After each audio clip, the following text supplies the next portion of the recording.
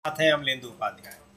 चुनाव आयोग बुरी तरीके से घिरा हुआ है। सुप्रीम कोर्ट में एसआईआर को लेकर सुनवाई भले ही पूरी हो चुकी हो और फैसले का इंतजार है, लेकिन चुनाव आयोग किस तरीके से तनाव में है, दबाव में है, वो दिखाई पड़ रहा है और चुनाव आयोग पर राजनीतिक दल अभी भी हमलावर हैं। पश्चिम बंगाल में 7 अधिकारियों को, राज्य सरकार के वहां के अधिकारियों को जो चुनावी काम में लगे हुए थे, उनको सस्पेंड कर दिया गया है और ये वही ईआरओ और एईआरओ हैं जो लगातार बहुत सारे सवाल उठा रहे थे इस एसआईआर की पूरी प्रक्रिया में। इस पर हम बात करेंगे।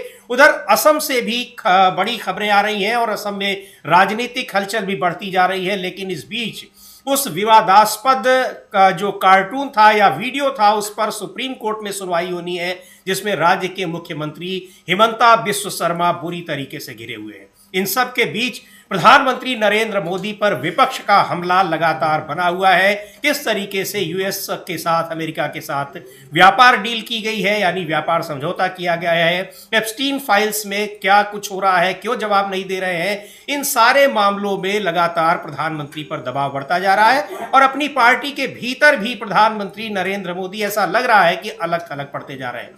इन सब पर बात करेंगे, बहुत सारी खबरें हैं, लेकिन पहले बात करते हैं जो ताजा तरीन मामला है। चुनाव आयोग ने पश्चिम बंगाल में जो बड़ा एक्शन लिया है, बड़ा एक्शन ये लिया है कि वहां पर 7 अधिकारियों को, राज्य सरकार के 7 अधिकारियों को सस्पेंड कर दिया है। क्यों कर दिया है? और ये वही अधिकारी हैं, यानी ये सारे वही नहीं है, लेकिन वहां के जो ईआरओ और एईआरओ हैं वो लगातार आरोप लगा रहे थे कि किस तरह से एसआईआर के मामले में चुनाव आयोग जहां भी एसआईआर कर रहा है वहां कैसे पूरा एक सेंट्रलाइज्ड सिस्टम से काम कर रहा है और राज्य के जो अधिकारी उस काम में लगाए गए हैं उनको कोई जानकारी ही नहीं है कि किसके नाम जोड़े जाने हैं, किसके नाम हटाए जाने हैं। ये सारा कुछ के दिल्ली में बैठे अधिकारी तय कर रहे हैं और एक सिस्टम बना दिया गया है, यानी उसमें किसी तरीके से वहां के अधिकारियों की कोई भूमिका नहीं है, लेकिन अब उन अधिकारियों को सस्पेंड कर दिया गया है। तो एक तरीके से ये दिखाई पड़ रहा है अमलेंदु जी कि ये चुनाव आयोग का दबाव है, बेचैनी है,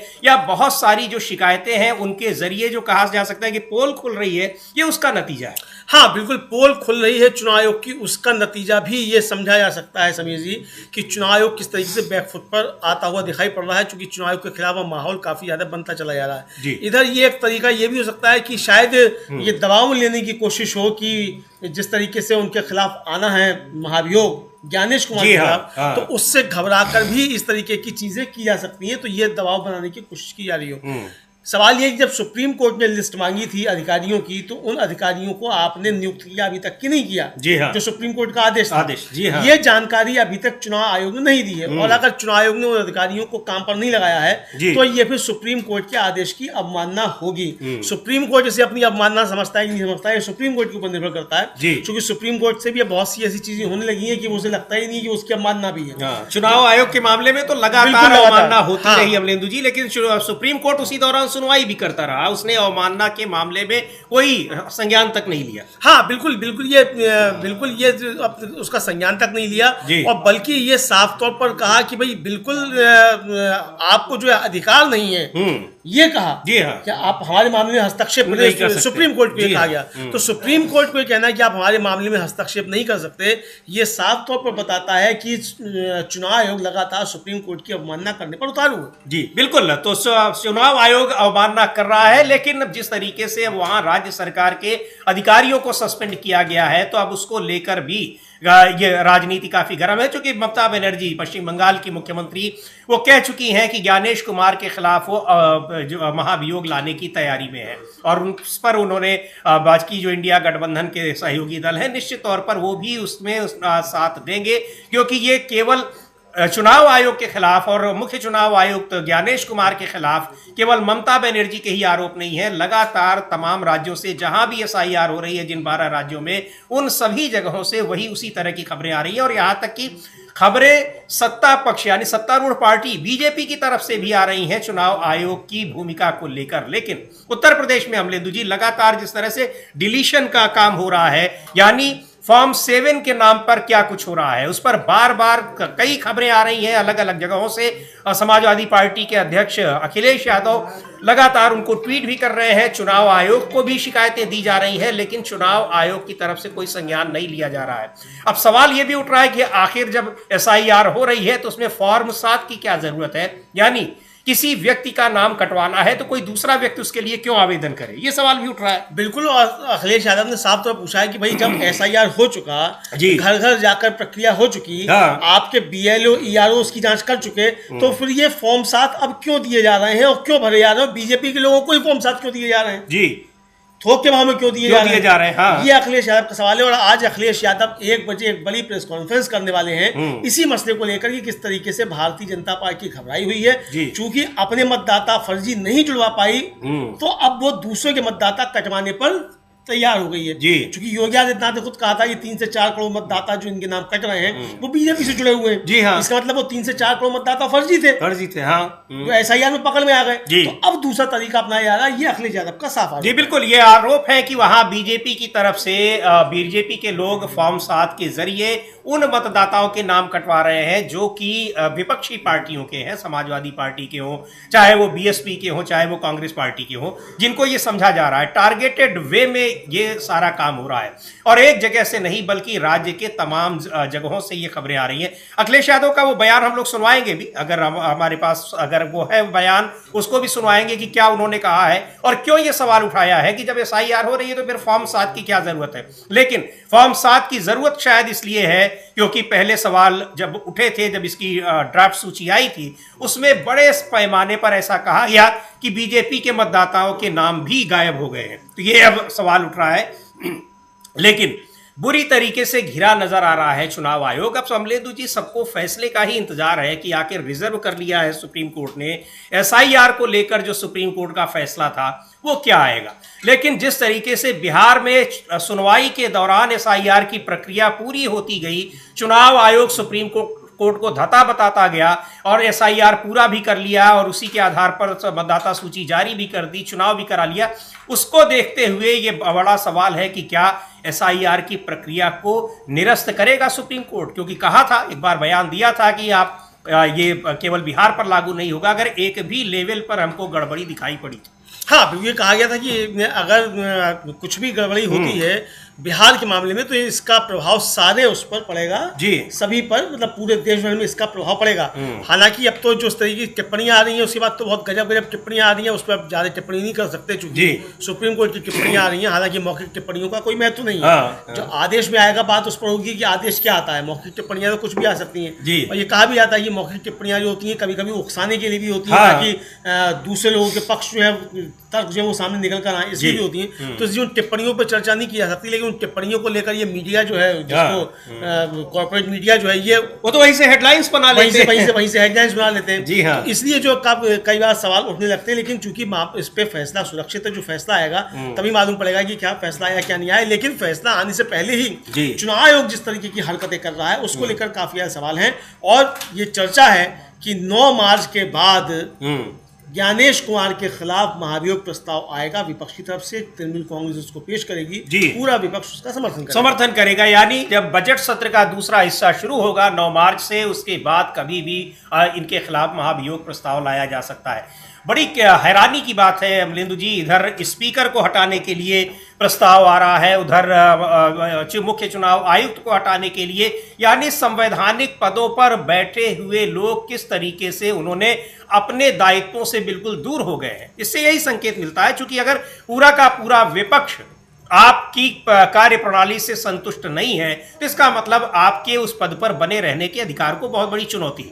बिल्कुल बिल्कुल, आपके अधिकार को चुनौती है। और सबसे बड़ी बात यह है कि आपने जब शपथ ली थी तो आपने संविधान की शपथ ली थी, और अब जो है आप व्यक्ति विशेष के प्रति आप मतलब एक तरह से कहा जाए कि आप उसका काम कर रहे हैं। तो इसको लेकर सवाल जो उठ रहे हैं कि भाई आपने जब संविधान की शपथ ली है तो संविधान के प्रति आप ईमानदार रहिए जी। आप संविधान के प्रति ईमानदार ना होकर आप व्यक्ति विशेष के कारिंदे के तौर पर काम कर रहे हैं, या हालांकि उस व्यक्ति विशेष के खिलाफ भी समीजी प्रस्ताव आएगा। हाँ, जी, जैसा हाँ। कि निशिकांत दुबे लेकर आए हैं राहुल गांधी के खिलाफ प्रस्ताव। जी। चर्चा ये है कि इसी तरीके का प्रस्ताव नरेंद्र मोदी और हरदीप सिंह पुरी के खिलाफ आना है। हाँ। और वो कांग्रेस और विपक्षी दल लेकर आएंगे इसी 9 मार्च के बाद। हाँ। तो 9 मार्च के बाद इस देश के अंदर बहुत कुछ बदलेगा। लेकिन अब ये तो एक सवाल ये भी है, चर्चाएं चल रही हैं कि अब तो ऐसा भी प्रस्ताव आ सकता है कि प्रधानमंत्री नरेंद्र मोदी उनके लिए कह दिया जाए कि वो सवालों से ऊपर है। निशिकांत दुबे ने भी जिस तरह से एक इंटरव्यू में कहा कि वो तो सवालों से ऊपर है, तो कहीं निशिकांत दुबे एक प्रस्ताव ऐसा भी ना ला दे। हाँ, सोशल मीडिया पे भी चर्चा चल रही है। बिल्कुल ऐसा भी ला सकते हैं, लेकिन वो जैसा लाए कि राहुल गांधी को चुनाव लड़ने के लिए हमेशा के लिए रोका जाए। हाँ। तो पहले तो संसद की ये शक्ति नहीं है कि किसी को आजीवन जो है वो चुनाव लड़ने से रोक ले। जी।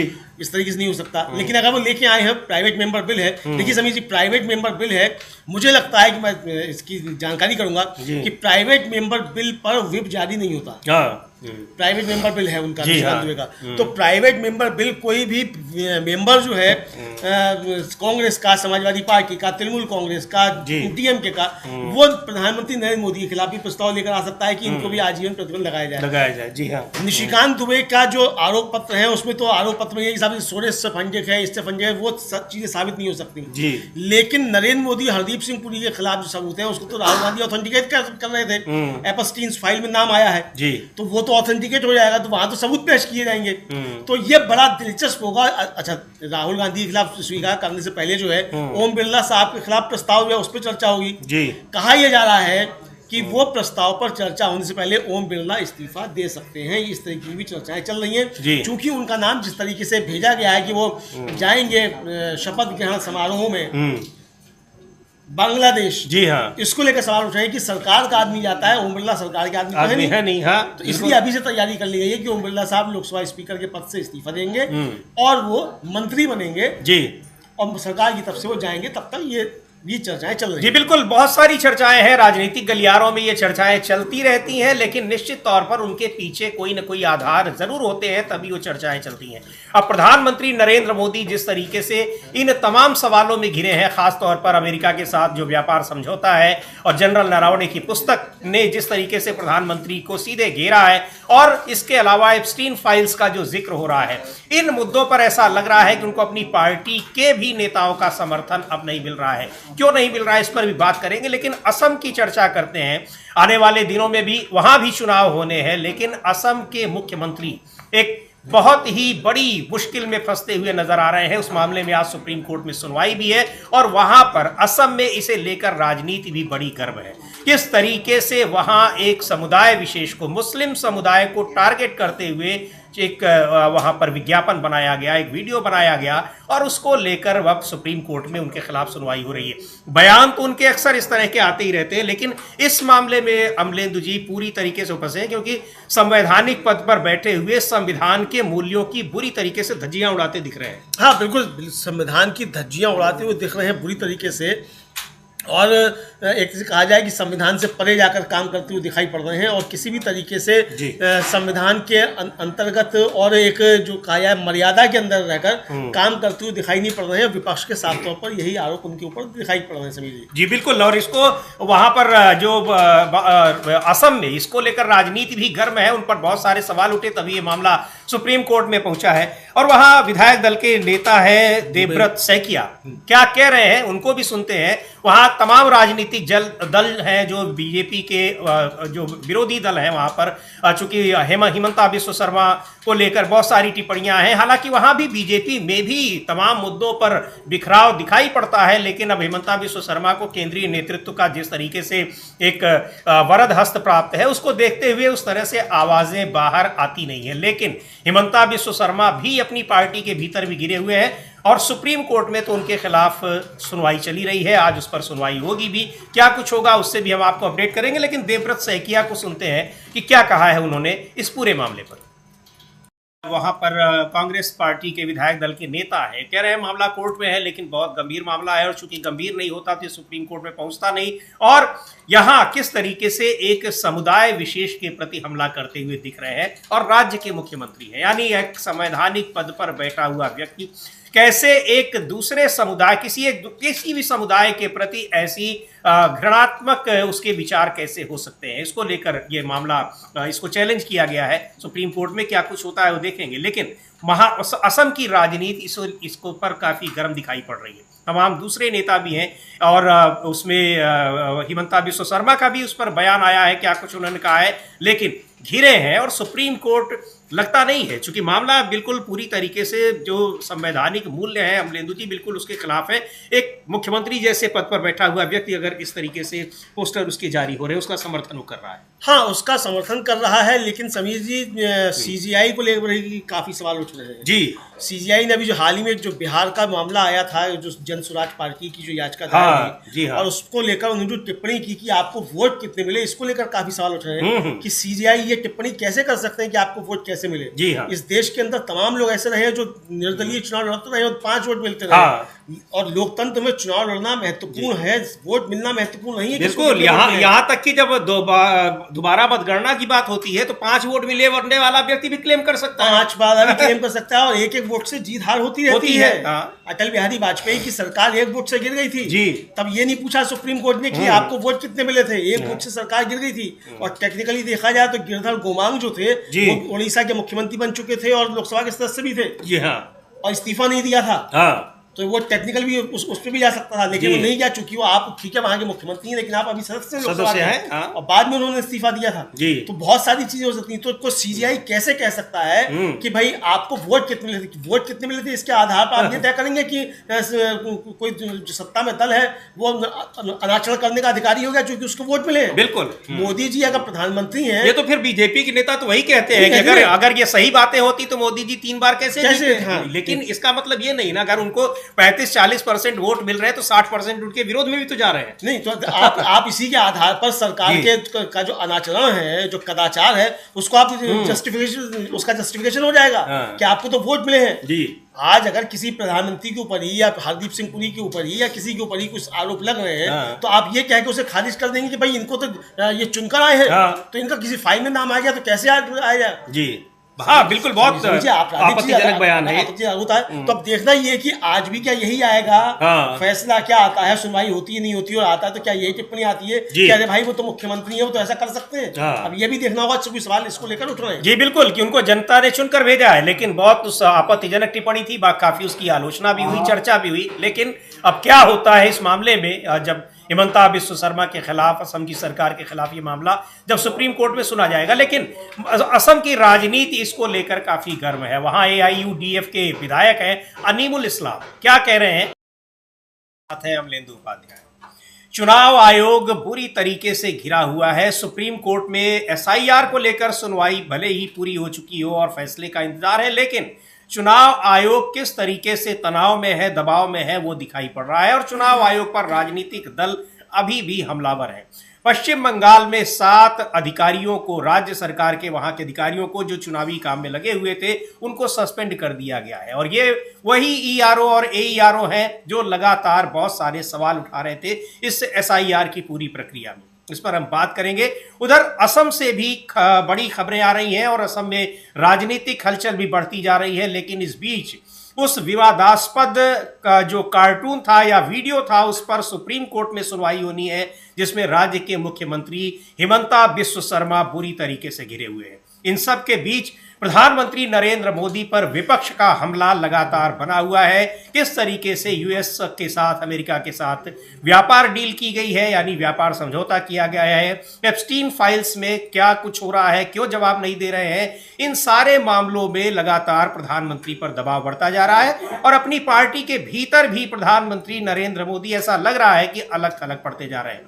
इन सब पर बात करेंगे, बहुत सारी खबरें हैं, लेकिन पहले बात करते हैं जो ताजा तरीन मामला है। चुनाव आयोग ने पश्चिम बंगाल में जो बड़ा एक्शन लिया है, बड़ा एक्शन ये लिया है कि वहां पर 7 अधिकारियों को, राज्य सरकार के 7 अधिकारियों को सस्पेंड कर दिया है। क्यों कर दिया है? और ये वही अधिकारी हैं, यानी ये सारे वही नहीं है, लेकिन वहां के जो ERO और AERO हैं वो लगातार आरोप लगा रहे थे कि किस तरह से SIR के मामले में चुनाव आयोग जहां भी एसआईआर कर रहा है वहां कैसे पूरा एक सेंट्रलाइज्ड सिस्टम से काम कर रहा है और राज्य के जो अधिकारी उस काम में लगाए गए हैं उनको कोई जानकारी ही नहीं है कि किसके नाम जोड़े जाने हैं, किसके नाम हटाए जाने हैं। ये सारा कुछ के दिल्ली में बैठे अधिकारी तय कर रहे हैं और एक सिस्टम बना दिया गया है, यानी उसमें किसी तरीके से वहां के अधिकारियों की कोई भूमिका नहीं है, लेकिन अब उन अधिकारियों को सस्पेंड कर दिया गया है। तो एक तरीके से ये दिखाई पड़ रहा है अमलेंदु जी की ये चुनाव आयोग का दबाव है, बेचैनी है,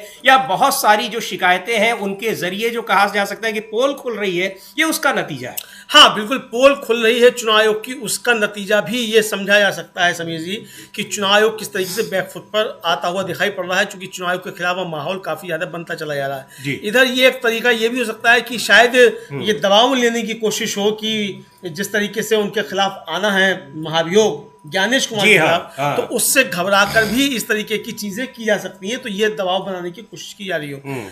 सवाल ये कि जब सुप्रीम कोर्ट ने लिस्ट मांगी थी अधिकारियों की, तो उन अधिकारियों को आपने नियुक्त किया अभी तक कि नहीं किया? जी हाँ। जो सुप्रीम कोर्ट का आदेश था। जी हाँ। ये जानकारी अभी तक चुनाव आयोग ने नहीं दी है, और अगर चुनाव आयोग ने उन अधिकारियों को काम पर नहीं लगाया है तो ये फिर सुप्रीम कोर्ट के आदेश की अवमानना होगी। सुप्रीम कोर्ट इसे अपनी अवमानना समझता है कि नहीं समझता है, सुप्रीम कोर्ट के ऊपर निर्भर करता है, क्योंकि सुप्रीम कोर्ट से भी बहुत सी ऐसी चीजें होने लगी है कि उसे लगता ही नहीं कि उसकी अवमानना भी है। चुनाव आयोग के मामले में तो लगातार अवमानना होती रही अमलेंदु जी, लेकिन सुप्रीम कोर्ट उसी दौरान सुनवाई भी करता रहा, उसने अवमानना के मामले में कोई संज्ञान तक नहीं लिया। हाँ बिल्कुल ये उसका संज्ञान तक नहीं लिया, और बल्कि ये साफ तौर पर कहा कि भाई बिल्कुल आपको जो अधिकार नहीं है, ये कहा कि आप हमारे मामले में हस्तक्षेप नहीं कर सकते। सुप्रीम कोर्ट को कहा गया, तो सुप्रीम कोर्ट को कहना है कि आप हमारे मामले में हस्तक्षेप नहीं कर सकते, ये साफ तौर पर बताता है कि चुनाव आयोग लगातार सुप्रीम कोर्ट की अवमानना करने पर उतारू है। जी बिल्कुल, तो चुनाव आयोग अवमानना कर रहा है, लेकिन जिस तरीके से वहां राज्य सरकार के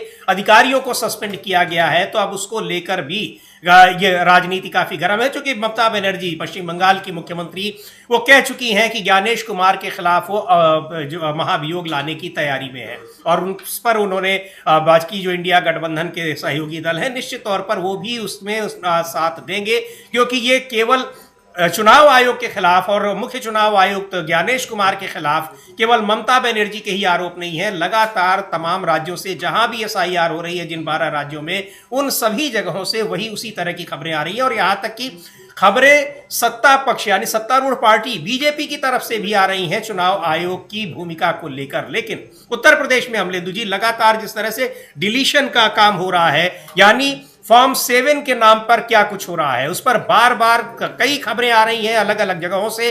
समाजवादी पार्टी के अध्यक्ष अखिलेश यादव लगातार उनको ट्वीट भी कर रहे हैं, चुनाव आयोग को भी शिकायतें दी जा रही हैं, लेकिन चुनाव आयोग की तरफ से कोई संज्ञान नहीं लिया जा रहा है। अब सवाल यह भी उठ रहा है कि आखिर जब एसआईआर हो रही है तो उसमें फॉर्म 7 की क्या जरूरत है, यानी किसी व्यक्ति का नाम कटवाना है तो कोई दूसरा व्यक्ति उसके लिए क्यों आवेदन करे, ये सवाल भी उठ रहा है। बिल्कुल, और अखिलेश यादव ने साफ तौर पर पूछा है कि भाई जब एसआईआर हो चुका, घर घर जाकर प्रक्रिया हो चुकी, आपके बीएलओ ईआरओ उसकी जांच कर चुके, तो फिर सुप्रीम कोर्ट में क्या होता है वो उस जानना बड़ा दिलचस्प होगा, बहुत महत्वपूर्ण होगा। सुप्रीम कोर्ट इसको कैसे देखता है, क्या सुप्रीम कोर्ट को भी ये लग रहा है कि ये गलत है, ये असंवैधानिक है, संविधान के मूल्यों की धज्जियां उड़ा रहा है, या फिर चुना हुआ जनप्रतिनिधि है, बहुमत से सरकार चला रहा है तो उसके लिए सब कुछ माफ है, ये देखना बड़ा दिलचस्प होगा। बिल्कुल, ये काफ़ी दिलचस्प होगा कि भाई चुना हुआ अगर मुख्यमंत्री है तो चुना हुआ मुख्यमंत्री क्या संविधान के दायरे से बाहर जाकर इस तरीके के घृणा कर सकता है। एक तरफ तो सुप्रीम कोर्ट समीर जी खुद गाइडलाइंस जारी करता है और सख्त टिप्पणियां करता है हेट स्पीच को लेकर, और ये हेट स्पीच से भी आगे बढ़कर जाने का मामला, यानी आप एक विपक्ष के नेता को जो मुख्यमंत्री पद का दावेदार भी है, जिसके पिता 3 बार मुख्यमंत्री रहे, आप उसका जो है धर्म परिवर्तन करके दिखाते हैं और उस पर आप निशाना साधते दिखाते हैं कि उसको गोली लग रही है जी, और ये ट्वीट किया जाता है और उस पर आप कोई माफी नहीं मांगते हो। आपके खिलाफ जब कोई एक सामाजिक कार्यकर्ता एफआईआर दर्ज कराता है तो आप धमकी देते हैं मैं 100 एफआईआर दर्ज कराऊंगा। तो ये इस तरीके की चीजें जो तो आप देखना ये कि सुप्रीम कोर्ट केवल मूक दर्शक बना रहेगा चुनाव आयोग के मामले में तो मूर्तक बना ही हुआ है, तो क्या सरकार के मामलों में भी चुनाव आयोग इसी सुप्रीम कोर्ट मूर्तक बना रहेगा, या कोई आयोजक नजीर जो है वो पेश करता है सुप्रीम कोर्ट, ये भी देखना। जी बिल्कुल, यह देखने वाली बात होगी और उससे अपडेट करेंगे आपको सुप्रीम कोर्ट में क्या इस पर टिप्पणी आती है, सुप्रीम कोर्ट इसको कैसे देख रहा है। लेकिन मामला बहुत गंभीर है और उसको लेकर घिरे हुए हैं हिमंता बिस्व शर्मा, इसलिए कि अभी भी लोगों को लोकतांत्रिक प्रक्रियाओं और देश के संविधान पर भरोसा है और देश का संविधान इसकी इजाजत संवैधानिक पद पर बैठे हुए व्यक्ति को ही नहीं, किसी भी व्यक्ति को नहीं देता है। खैर, इधर बीच जिस तरीके से अब प्रधानमंत्री नरेंद्र मोदी पर हमले हो रहे हैं विपक्ष के और उनका बचाव करने के लिए जिन लोगों को लगाया गया है, उस पर अब ये सवाल उठने लगा है कि क्या प्रधानमंत्री नरेंद्र मोदी अपनी पार्टी में भी अलग थलग पड़ गए, ऐसा लग रहा है। क्योंकि बचाव करने के लिए उनके साथ लिए आ रहे हैं निशिकांत दुबे या फिर गिरिराज सिंह या पीयूष गोयल, बाकी जो सीनियर लीडर हैं, मंत्री हैं, वो दिखाई नहीं पड़ रहे हैं कहीं भी। ऐसा क्यों है, ये बड़ा सवाल है। लेकिन जिस तरीके से भारत और अमेरिका के बीच ट्रेड डील हुई है, उसको लेकर सवाल बार बार उठ रहे हैं और यही नहीं, अमेरिका की तरफ से बार बार ये संकेत दिए जा रहे हैं कि वास्तव में बहुत दबाव में ये डील की गई है। हाँ बिल्कुल, साफ संकेत दिए जा रहे हैं कि बहुत दबाव में ये डील की गई है और इस डील को लेकर सवाल भी बहुत ज़्यादा समीर जी उठ रहे हैं कि भाई आपने ये डील क्यों की और इस डील का में क्या है, कम से कम देश को तो मालूम पड़े। राहुल गांधी ने भी इसको लेकर सवाल उठाए हैं, विपक्ष इसको लेकर सवाल उठा रहा है और अखिलेश यादव डील नहीं इसको ढील कह रहे हैं, ये भी देखने में आ रहा है। और कल तो राहुल गांधी ने जो थे वो कुछ सवाल पूछे, कहा कि भाई मुझे 5 जो है सवाल हल्के सवाल जो है आप इसको बता दिए, साधारण से सवालों के जवाब दे दीजिए। उन्होंने कल एक ट्वीट किया समीर जी, हालांकि वो ट्वीट पुराना हो गया, लेकिन ट्वीट पुराने नहीं होते हैं, चूंकि मौजूद है अभी मामला, हम लोग बता सकते हैं कि क्या उन्होंने ट्वीट किया। और ये अभी इस ट्वीट को भी देखते हैं कि यूएस ट्रेड डील के नाम पर हम भारत के किसानों के साथ विश्वासघात होते हुए देख रहे हैं। मैं प्रधानमंत्री से कुछ आसान सवाल पूछना चाहता हूं कि डीडीजी इंपोर्ट करने का वास्तव में क्या मतलब है, और अगर हम जीएम सोया तेल की आयात की अनुमति देते हैं तो मध्य प्रदेश, महाराष्ट्र, राजस्थान, देश भर के सोया किसानों का क्या होगा। जब आप एडिशनल प्रोडक्ट्स कहते हैं तो उसमें क्या क्या शामिल है, नॉन ट्रेड बैरियर्स हटाने का क्या मतलब है, और ये सारी चीज़ें हैं। किसानों को ये सफाई तो मिलनी ही चाहिए। ये सिर्फ आज की बात नहीं है, ये भविष्य की भी बात है। क्या हम किसी दूसरे देश को भारत की कृषि उद्योग पर लंबे समय की पकड़ बनाने दे रहे हैं। अब ये अमलेंदु जी वही है, जब किसानों से मुलाकात हुई उस समय सारे किसानों के जो नेता थे, उनके प्रतिनिधि थे, वो किस तरीके से बातें रख रहे थे। अलग अलग राज्यों के लोग आए थे, उसी में मध्य प्रदेश वाले सोया किसानों की बात कर रहे थे। जी हाँ, 17 संगठन थे, एक आध नहीं 17 किसानों संगठन आए और आकर उन्होंने राहुल गांधी से मुलाकात की और ये सारी बातें बताई कि किस तरीके से इस डील का क्या असर पड़ेगा, और पढ़ना शुरू हो गया है। पड़ेगा ही नहीं, पढ़ना शुरू हो गया है। और सीधी सी में जो राहुल गांधी ने वीडियो जारी किया था पीयूष गोयल के सवाल को लेकर, उनका था कि भाई आप कह रहे हैं कि बांग्लादेश ने जो कपास खरीदना बंद कर दिया तो या तो किसान मरेगा या हमारा टेक्सटाइल सेक्टर जो है वो मरेगा। इन दो में से एक के साथ तो होना है, तो आप खुलकर बताइए कि क्या होगा। आप ये बता क्यों नहीं रहे हैं कि ये जो है खुलकर होगा। तो ये समीर, और इसके अलावा जो ये तेल रूस से तेल खरीदने वाली बात है, इसको लेकर भी बार बार सवाल उठ रहे हैं और यहाँ उसको ढुलमुल जवाब दिया जा रहा है। और अमेरिका बार बार उस बात को दोहरा रहा है कि भारत तैयार हो गया है। अमेरिका यही बात दोहरा रहा है कि यहाँ पर इन सारे समझौतों, इन दबावों के आगे, ये सारी बातें मानने के बाद ही उसने भारत के साथ व्यापार समझौता किया है। मार्को रूबियो ने वहाँ पर उसको लेकर, वहाँ के विदेश मंत्री, उन्होंने एक बात कही है, इस बात को दोहराया है। और पवन खेड़ा कांग्रेस के नेता हैं, उन्होंने उनकी उस बयान का उल्लेख करते हुए एक ट्वीट किया है। उस ट्वीट को भी हम लोग देखते हैं, ये अंग्रेजी में ट्वीट है और उसी का उनका ये कहना है कि किस तरीके से रूस से तेल खरीदने की शर्त पर ही ये ट्रेड डील किया गया है। अमेरिका से हम ज़्यादा खरीदेंगे, वेनेजुएला से ज़्यादा खरीदेंगे, और यही बात डोनाल्ड ट्रंप ने कही हुई थी उस समय जब ये डील हो रहा था। लेकिन यहाँ पर, और इसके बाद ये डील होती है, पर हमारी सरकार इन चीज़ों को स्वीकार नहीं कर रही है। और सबसे बड़ी बात ये कि समझौता भारत के साथ हो रहा है, लेकिन उसकी घोषणा भारत क्या क्या करेगा, ये सारी बातें बता रहे हैं डोनाल्ड ट्रंप बता रहे हो। भारत में किसी को पता नहीं है, प्रधानमंत्री मोदी को नहीं पता, मोदी को नहीं पता है। जी हाँ, थैंक यू ट्रंप कहने के अलावा उस डील में क्या है कुछ नहीं, मोदी जी को भी नहीं पता है। और पता होता तो देश के सामने आके बताते। अब आज से एआई समिट हो रहा है तो उसी में बताते क्या क्या डील है, एआई को ही बता दें क्या क्या डील हुई है, क्या क्या डील हुई है। बिल्कुल। और एआई को लेकर बहुत सवाल पूछे थे। पवन खेड़ा ने जो ट्वीट किया उसका आप हिंदी बता सकते जी हैं? बिल्कुल, पवन खेड़ा लिख रहे हैं और मार्को रूबियो का बयान उन्होंने उस टैग भी किया हुआ है कि म्यूनिख सिक्योरिटी कॉन्फ्रेंस में यूएस सेक्रेटरी मार्को रूबियो ने वाशिंगटन का एजेंडा सबके सामने रखा। उन्होंने खुले तौर पर पश्चिम के कॉलोनियल अतीत का जिक्र किया, जबकि डोनाल्ड ट्रंप के राज में उसी दबदबे और सुप्रीमेसी को वापस पाने की बात कही। ये बयान अमेरिका के साथ एक तरफा भारत विरोधी ट्रेड डील के लिए जरूरी कॉन्टेक्स्ट देता है, जिसका बीजेपी के जोकर जश्न मना रहे हैं।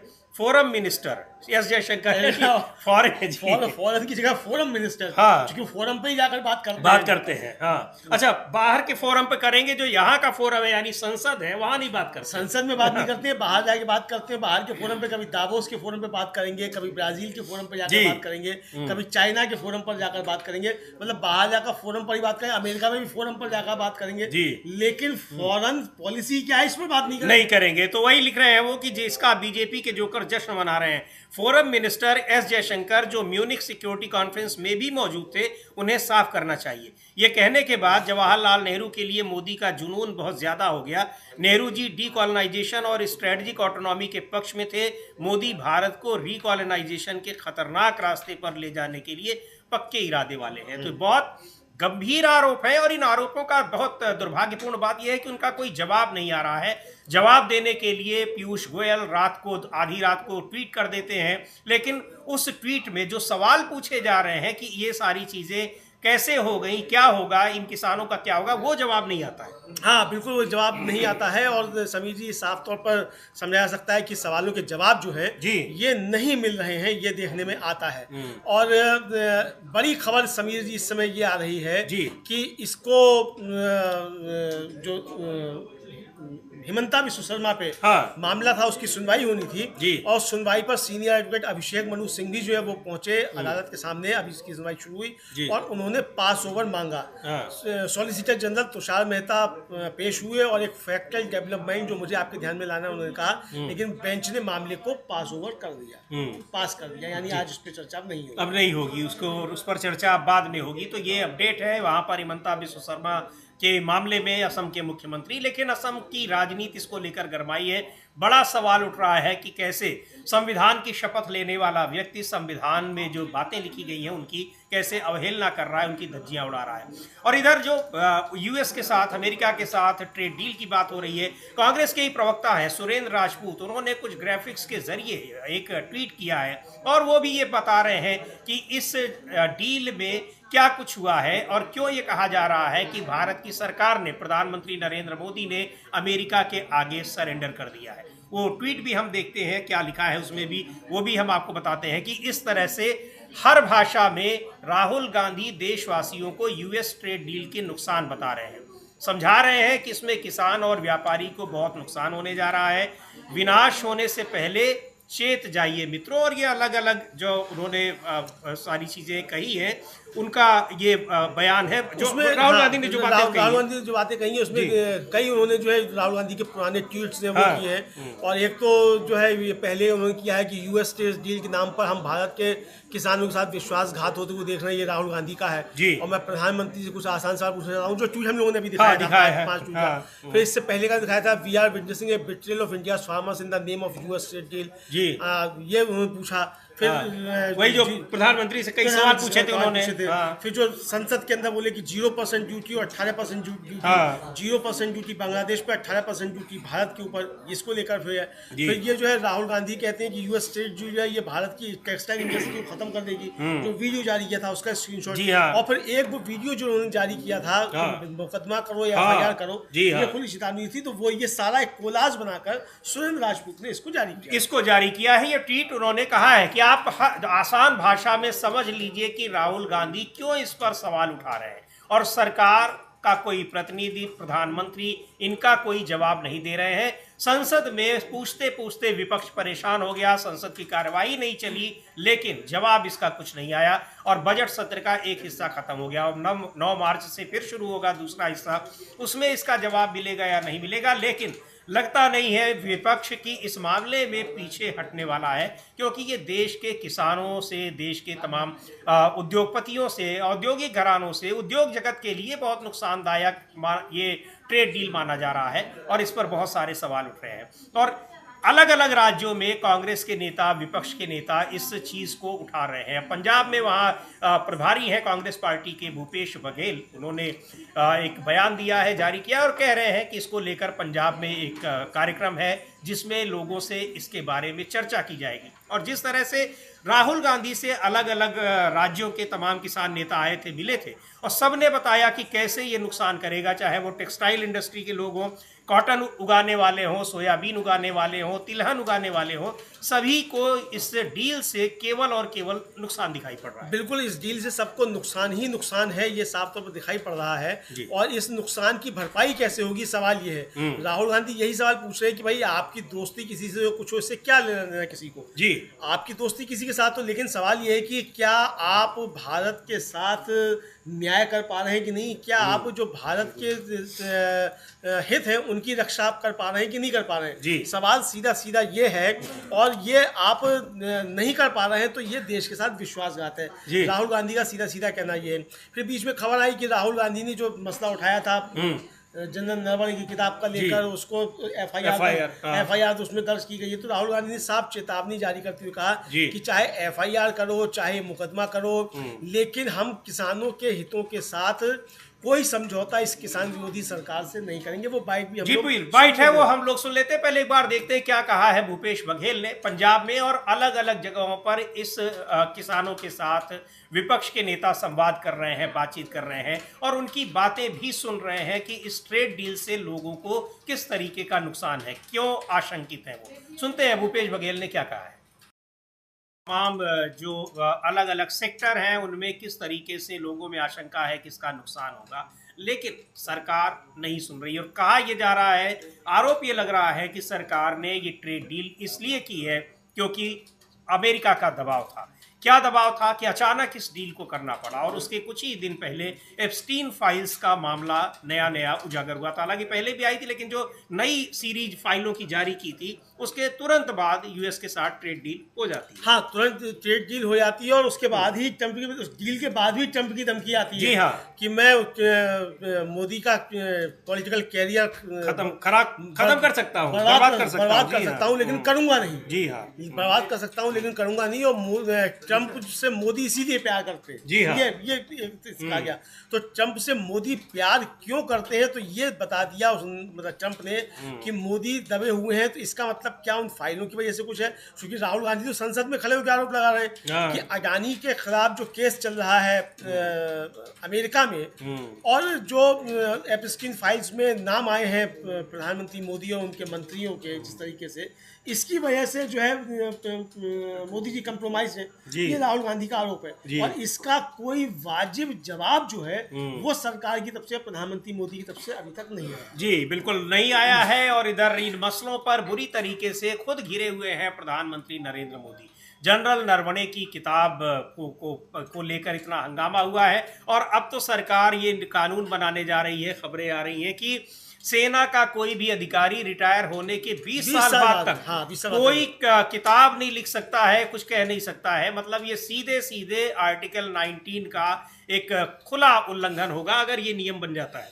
बिल्कुल, ये अगर नियम बन जाता है तो मतलब ये उसी तरीके का नियम होगा कि जीवन भर के लिए चुनाव लड़ने से रोक दो। हाँ, मोदी जी जीवन भर प्रधानमंत्री रहेंगे। हाँ, अब चुनाव नहीं होगा, चुनाव हो गया बिल्कुल। अब चुनाव नहीं होगा, तो बस ये सारा चीजें वही एक उसी दिशा में ये सारी चीजें बढ़ रही हैं। और नरवणे की किताब को लेकर उस प्रकाशन के खिलाफ एफआईआर हो गई, लेकिन उसी पर राहुल गांधी ने कहा कि हमको इन चीजों से डर नहीं लगता है। अब राहुल गांधी की सदस्यता को भी खत्म करने के लिए, आजीवन प्रतिबंध करने के लिए प्रस्ताव लाया गया है। तो क्या कुछ होता है, लेकिन क्या सरकार कर क्या रही है, और सवाल पूछने वालों और सवाल उठाने वालों पर किस तरीके की पाबंदी लगाने की कोशिश कर रही है, वो साफ दिख रहा है। राहुल गांधी का वो बयान सुनते हैं जिसमें उन्होंने ये कहा, जनरल नरवणे की किताब को लेकर जो एफआईआर हुई उस पर उन्होंने क्या कहा। नमस्कार, कल मैंने कहा कि जो किसान है वो हिंदुस्तान की नींव है, फाउंडेशन है, और फूड सिक्योरिटी के लिए कांग्रेस पार्टी और हिंदुस्तान लड़ी थी। नरेंद्र मोदी जी ने हमारी फूड सिक्योरिटी, हमारे किसानों को धोखा दिया है। यूएस के साथ डील करके उन्होंने कपास के किसानों को, सोया के किसानों को, सेब के किसानों को, फल के किसानों को बेच दिया है। हिंदुस्तान की कृषि मार्केट पर सालों से विदेश के लोग कब्जा मारने की कोशिश कर रहे हैं। नरेंद्र मोदी जी ने उनके लिए दरवाजा खोला है। ये सच्चाई है, वो भी जानते हैं, मैं भी जानता हूं। क्यों खोला है? क्योंकि उन पे गले पर चोट लगा रखा है। डोनाल्ड ट्रंप ने नरेंद्र मोदी की लगाम पकड़ी हुई है। मक्का, कपास, सोयाबीन और फल, ये शुरुआत है। नरेंद्र मोदी पूरी कृषि मार्केट के दरवाजे खोलेंगे अपने मित्रों के लिए, अदानी अंबानी जैसे लोगों के लिए, विदेशी ताकतों के लिए। भारत के किसान और पूरा देश जानता है कि नरेंद्र मोदी किसान विरोधी है। वो अपने मित्रों की मदद करता है। पहले भी वो काले कानून लाए थे, अब उन्होंने विदेशी ताकतों के लिए दरवाजा खोल दिया है। अमेरिका के जो किसान हैं, उनके बड़े बड़े खेत होते हैं, हजारों एकड़ के खेत होते हैं, पूरा मैकेनाइज्ड है और उनको सरकार सब्सिडी देती है। आप जानते हो कि हमारे किसानों के खेत छोटे होते हैं, सही एमएसपी नहीं मिलती है और मैकेनाइजेशन का तो नाम ही नहीं है। नरेंद्र मोदी जी ने देश को बेच दिया है, किसानों को बेच दिया है। आप मेरे ऊपर केस डालो, गाली दो, जो भी आपको करना है करो, प्रिविलेज मोशन डालना है वो डाल दो, कोई फर्क नहीं पड़ता। मैंने पार्लियामेंट हाउस में सच्चाई बोली है। आपको सच्चाई अच्छी नहीं लगे वो दूसरी बात है, देश सच्चाई को समझता है। आप कुछ भी करना है कर लो, मैं किसानों के साथ खड़ा हूं, 1 इंच पीछे नहीं हटूंगा। कांग्रेस प्रेसिडेंट खारगे जी, मैं और पूरी कांग्रेस पार्टी, हमारे सब कार्यकर्ता किसानों के साथ खड़े हैं। ये अन्याय हम नहीं होने। धन्यवाद। हो रही है, हालांकि डील अभी होनी है, पर उस पर एक जो ज्वाइंट स्टेटमेंट जारी हुआ वो उसी समय हुआ जब बजट सत्र चल रहा था। उस पर सरकार को जानकारी देनी चाहिए थी, तो विपक्ष ने मांग भी की, लेकिन कोई जानकारी नहीं दी गई और उसकी वजह से पूरा सत्र जो है वो बाधित रहा। पर ये मामला अब सड़कों तक पहुंच गया है, ये दिखाई पड़ रहा है। जिस तरीके से यहाँ विपक्ष के नेता, किसान संगठन अब सड़कों पर उतरते दिख रहे हैं, तो वो सरकार के लिए निश्चित तौर पर एक मुश्किलें खड़ा करने वाला है। और एक बात और भी है अमलेंदु जी, कि बीजेपी के भीतर ऐसा लग रहा है कि प्रधानमंत्री नरेंद्र मोदी एक बिल्कुल अलग थलग है। बचाव करने के लिए निशिकांत दुबे और गिरिराज सिंह ही दिख रहे हैं, या पीयूष गोयल। बिल्कुल बिल्कुल, यही लोग जो है वो बचाव करते दिखाई पड़ रहे हैं, पीयूष गोयल या फिर गिरिराज सिंह या निशिकांत दुबे। यहाँ तक कि मोदी जी भी गायब हो गए हैं। हाँ, खुद तो गायब है, अमित शाह भी गायब हो गए। अमित शाह भी बचाव नहीं कर रहे हैं। पहले ही दिन संसद में दिखे थे राजनाथ सिंह, उसके बाद कहीं कोई बयान नहीं आ रहा है। कहीं कोई बयान नहीं आया है। गायब है, ओम बिरला भी गायब है जी। तो ओम बिरला ही कम से कम बचाव करते। ओम बिरला से ज़्यादा अच्छा बचाव तो कोई नहीं कर पा रहा था, लेकिन ओम बिरला साहब खुद जो है वो गायब है, वो खुद ये बचाव नहीं कर पा रहे। तो बड़ा देखने वाली चीज़ है कि क्या प्रधानमंत्री मोदी जी के खिलाफ बीजेपी के अंदर भी बहुत कुछ चल रहा है, जो सतह पे दिखाई नहीं पड़ता, लेकिन अंदर ही अंदर। अच्छा, इससे किसानों के नुकसान की बात हो रही है, लेकिन कृषि मंत्री शिवराज सिंह चौहान भी बीच बीच में एक आध ट्वीट ही कर दे रहे हैं, बहुत ज्यादा खुलकर आ नहीं रहे हैं वो भी, चूंकि ये कहा जा रहा है कि इसमें किसानों के हितों से समझौता हुआ है और वो क्या बात करेंगे। लेकिन क्या कुछ कह रहे हैं? अब जिस तरीके से जो राहुल गांधी ने कहा कि कैसे ये किसानों के हितों को पूरा एक तरीके से गिरवी रख दिया गया है। राहुल गांधी तो सीधे कह रहे हैं कि देश को बेच दिया है प्रधानमंत्री नरेंद्र मोदी ने, लेकिन किसानों का भी यही कहना है कि उनकी कमर टूट जाएगी अगर अमेरिका के साथ ये समझौता हुआ है। और जिस तरीके से हमारे व्यापार, हमारे जो पूरा खोला जा रहा है व्यापार के लिए, यहाँ हमारे किसान उनके साथ प्रतियोगिता नहीं कर पाएंगे। और क्या सुनते हैं हम कांग्रेस के वरिष्ठ नेता हैं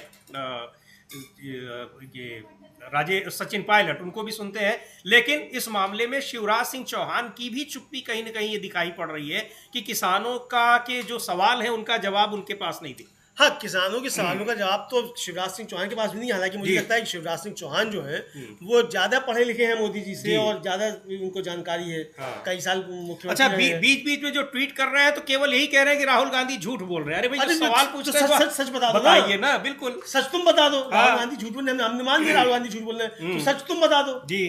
तो सच का क्यों नहीं बता पा रहे हो? राहुल गांधी झूठे, हमने मान लिया राहुल गांधी झूठ बोल रहे हैं, लेकिन सच जो तुम्हारे पास है वो तो बता दो जी।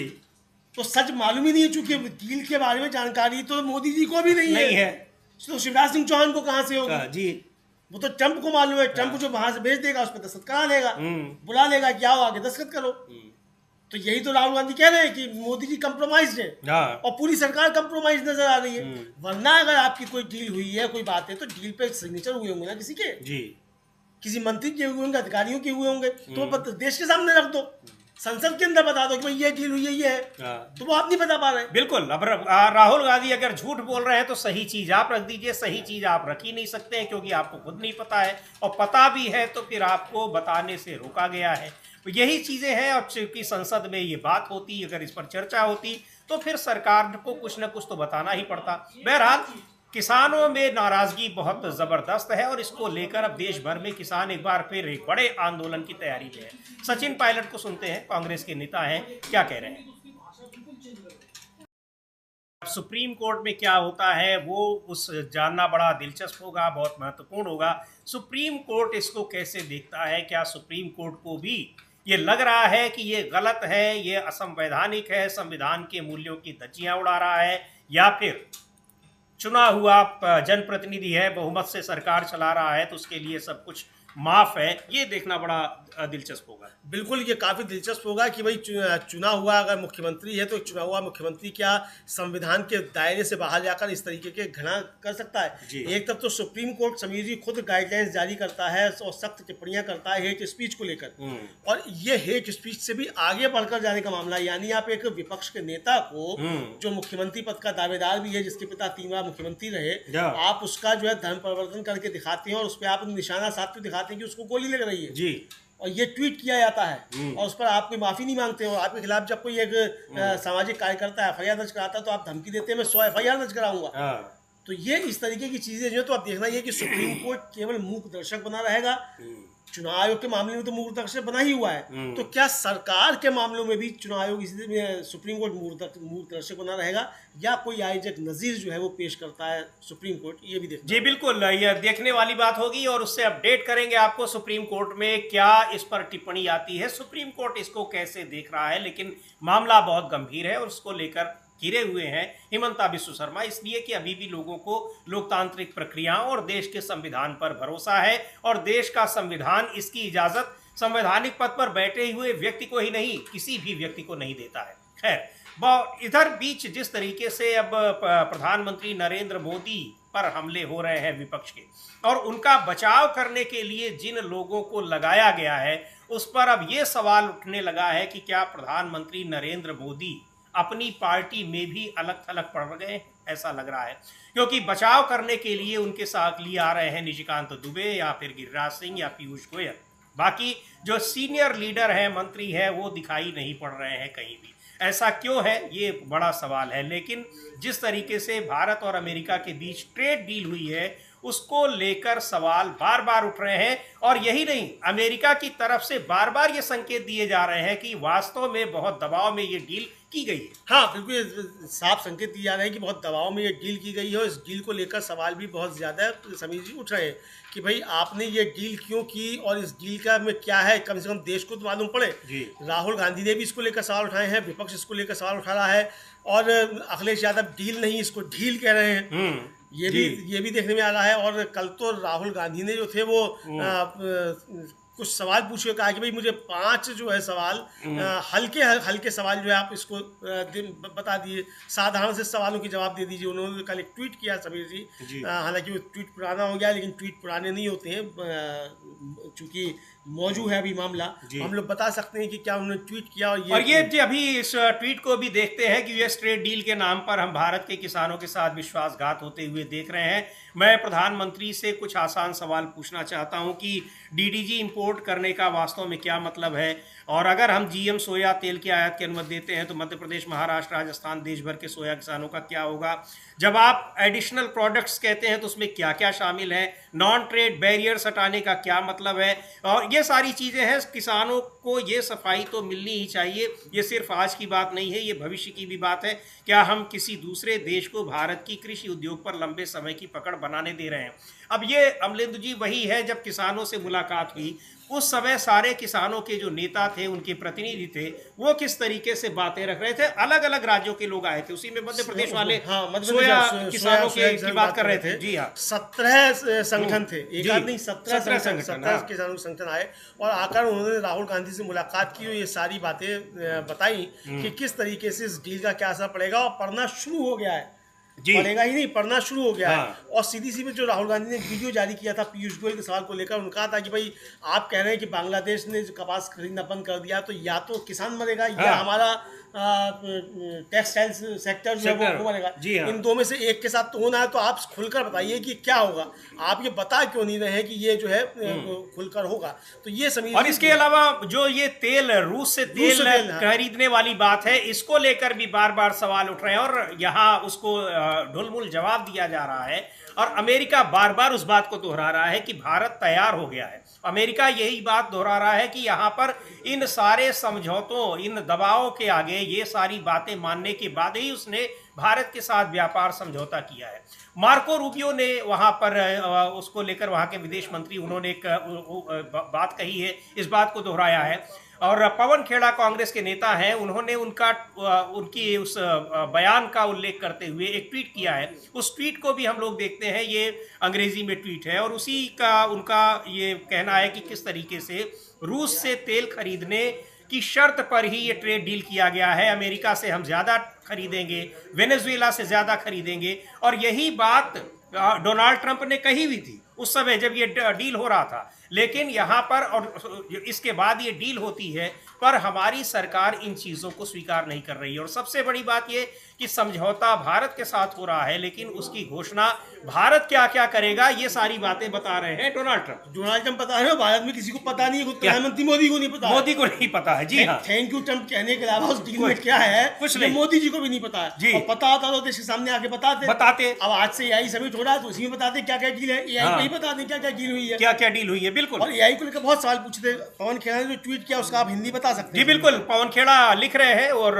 मार्को रूबियो का बयान उन्होंने उस टैग भी किया हुआ है कि म्यूनिख सिक्योरिटी कॉन्फ्रेंस में यूएस सेक्रेटरी मार्को रूबियो ने वाशिंगटन का एजेंडा सबके सामने रखा। उन्होंने खुले तौर पर पश्चिम के कॉलोनियल अतीत का जिक्र किया, जबकि डोनाल्ड ट्रंप के राज में उसी दबदबे और सुप्रीमेसी को वापस पाने की बात कही। ये बयान अमेरिका के साथ एक तरफा भारत विरोधी ट्रेड डील के लिए जरूरी कॉन्टेक्स्ट देता है, जिसका बीजेपी के जोकर जश्न मना रहे हैं। Forum minister S Jaishankar foreign की जगह फोरम मिनिस्टर, हाँ, क्योंकि फोरम पे ही जाकर बात करते हैं। हाँ, अच्छा, बाहर के फोरम पे करेंगे, जो यहाँ का फोरम है यानी संसद है, वहां नहीं बात करते। संसद में बात नहीं करते, बाहर जाके बात करते हैं। बाहर के फोरम पे कभी दावोस के फोरम पे बात करेंगे, कभी ब्राजील के फोरम पे जाकर बात करेंगे, कभी चाइना के फोरम पर जाकर बात करेंगे। मतलब बाहर जाकर फोरम पर ही बात करेंगे, अमेरिका में भी फोरम पर जाकर बात करेंगे, लेकिन फॉरेन पॉलिसी क्या है इस पर बात नहीं करेंगे। तो वही लिख रहे हैं वो कि जिसका बीजेपी के जोकर जश्न मना रहे हैं। फोरम मिनिस्टर एस जयशंकर, जो म्यूनिख सिक्योरिटी कॉन्फ्रेंस में भी मौजूद थे, उन्हें साफ करना चाहिए। ये कहने के बाद जवाहरलाल नेहरू के लिए मोदी का जुनून बहुत ज्यादा हो गया। नेहरू जी डीकॉलोनाइजेशन और स्ट्रेटेजिक ऑटोनॉमी के पक्ष में थे। मोदी भारत को रिकॉलोनाइजेशन के खतरनाक रास्ते पर ले जाने के लिए पक्के इरादे वाले हैं। तो बहुत गंभीर आरोप है और इन आरोपों का बहुत दुर्भाग्यपूर्ण बात यह है कि उनका कोई जवाब नहीं आ रहा है।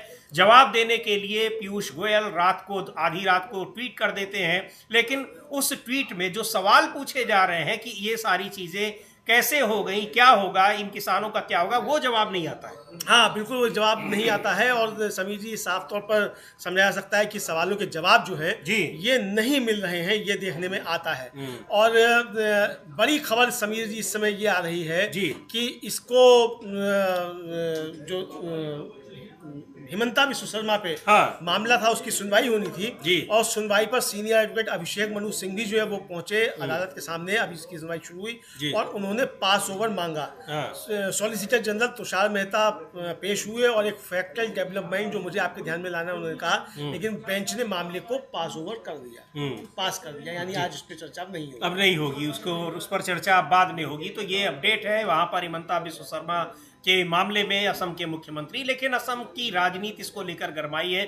बड़ा सवाल उठ रहा है कि कैसे संविधान की शपथ लेने वाला व्यक्ति संविधान में जो बातें लिखी गई हैं उनकी कैसे अवहेलना कर रहा है, उनकी धज्जियां उड़ा रहा है।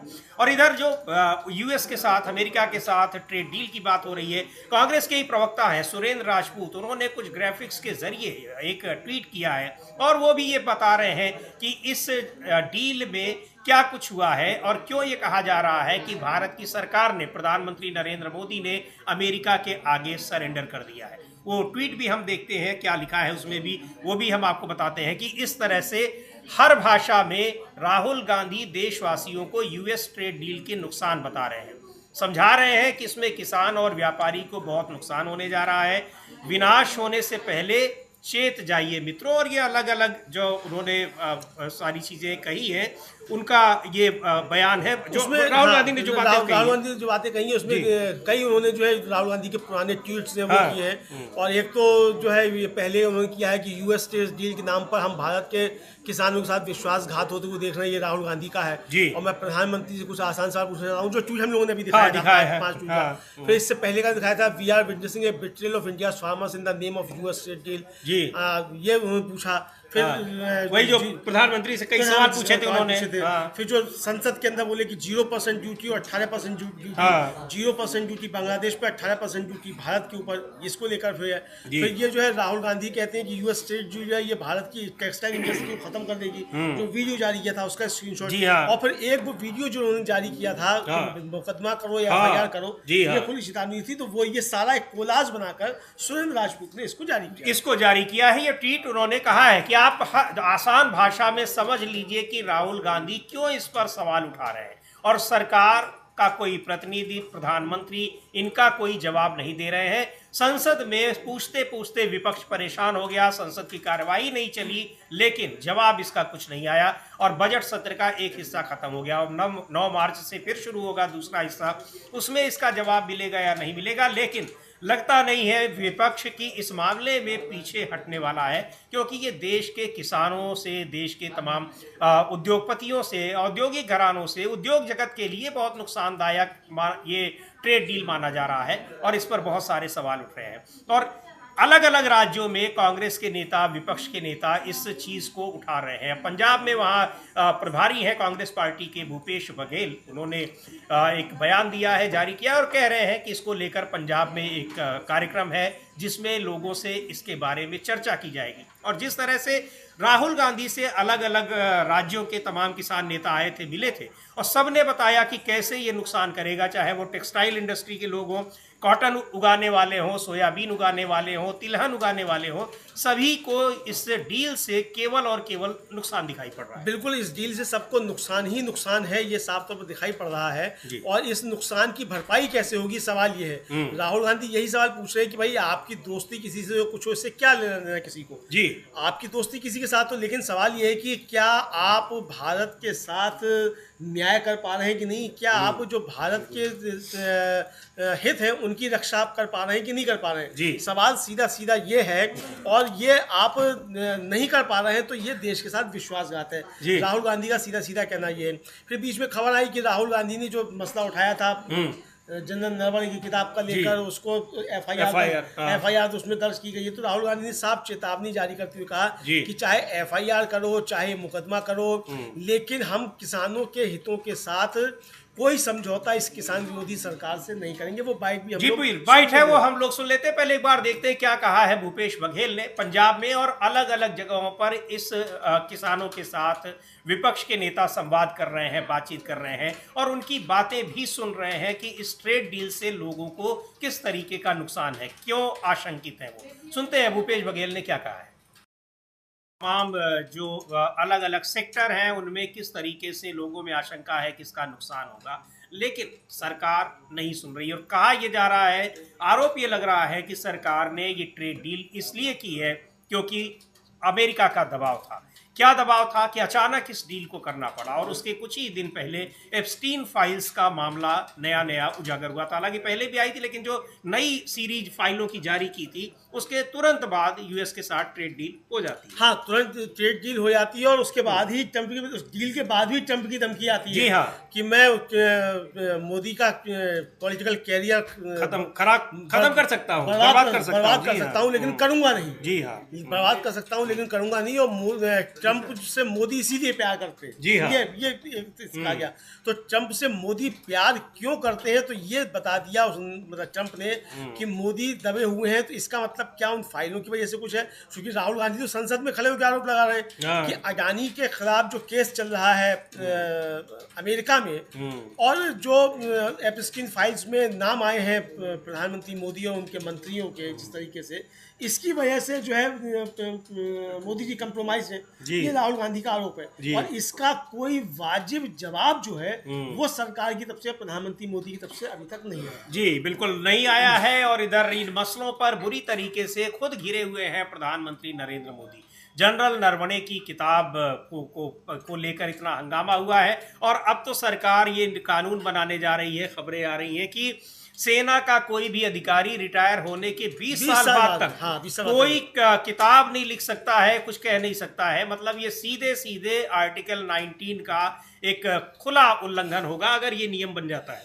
बिल्कुल, ये अगर नियम बन जाता है तो मतलब ये उसी तरीके का नियम होगा कि जीवन भर के लिए चुनाव लड़ने से रोक दो। हाँ, मोदी जी जीवन भर प्रधानमंत्री रहेंगे। हाँ, अब चुनाव नहीं होगा, चुनाव हो गया बिल्कुल। अब चुनाव नहीं होगा, तो बस ये सारा चीजें वही एक उसी दिशा में ये सारी चीजें बढ़ रही हैं। और नरवणे की किताब को लेकर उस प्रकाशन के खिलाफ FIR हो गई, लेकिन उसी पर राहुल गांधी ने कहा कि हमको इन चीजों से डर नहीं लगता है। अब राहुल गांधी की सदस्यता को भी खत्म करने के लिए, आजीवन प्रतिबंध करने के लिए प्रस्ताव लाया गया है। तो क्या कुछ होता है, लेकिन क्या सरकार कर क्या रही है, और सवाल पूछने वालों और सवाल उठाने वालों पर किस तरीके की पाबंदी लगाने की कोशिश कर रही है, वो साफ दिख रहा है। राहुल गांधी का वो बयान सुनते हैं जिसमें उन्होंने ये कहा, जनरल नरवणे की किताब को लेकर जो FIR हुई उस पर उन्होंने क्या कहा। नमस्कार। कल मैंने कहा कि जो किसान है वो हिंदुस्तान की नींव है, फाउंडेशन है, और फूड सिक्योरिटी के लिए कांग्रेस पार्टी और हिंदुस्तान लड़ी थी। नरेंद्र मोदी जी ने हमारी फूड सिक्योरिटी, हमारे किसानों को धोखा दिया है। यूएस के साथ डील करके उन्होंने कपास के किसानों को, सोया के किसानों को, सेब के किसानों को, फल के किसानों को बेच दिया है। हिंदुस्तान की कृषि मार्केट पर सालों से विदेश के लोग कब्जा मारने की कोशिश कर रहे हैं। नरेंद्र मोदी जी ने उनके लिए दरवाजा खोला है। ये सच्चाई है, वो भी जानते हैं, मैं भी जानता हूं। क्यों खोला है? क्योंकि उन पे गले पर चोट लगा रखा है। डोनाल्ड ट्रंप ने नरेंद्र मोदी की लगाम पकड़ी हुई। मक्का, कपास, सोयाबीन और फल, ये शुरुआत है। नरेंद्र मोदी पूरी कृषि मार्केट के दरवाजे खोलेंगे अपने मित्रों के लिए, अदानी अंबानी जैसे लोगों के लिए, विदेशी ताकतों के लिए। भारत के किसान और पूरा देश जानता है कि नरेंद्र मोदी किसान विरोधी है। वो अपने मित्रों की मदद करता है। पहले भी वो काले कानून लाए थे, अब उन्होंने विदेशी ताकतों के लिए दरवाजा खोल दिया है। अमेरिका के जो किसान हैं, उनके बड़े बड़े खेत होते हैं, हजारों एकड़ के खेत होते हैं, पूरा मैकेनाइज्ड है, और उनको सरकार सब्सिडी देती है। आप जानते हो कि हमारे किसानों के खेत छोटे होते हैं, सही MSP नहीं मिलती है, और मैकेनाइजेशन का तो नाम ही नहीं है। नरेंद्र मोदी जी ने देश को बेच दिया है, किसानों को बेच दिया है।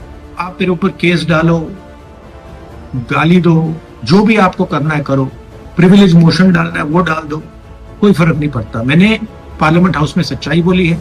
आपको सच्चाई अच्छी नहीं लगे वो दूसरी बात है, देश सच्चाई को समझता है। आप कुछ भी करना है कर लो, मैं किसानों के साथ खड़ा हूं, 1 इंच पीछे नहीं हटूंगा। कांग्रेस प्रेसिडेंट खारगे जी, मैं और पूरी कांग्रेस पार्टी, हमारे सब कार्यकर्ता किसानों के साथ खड़े हैं। ये अन्याय हम नहीं होने। धन्यवाद।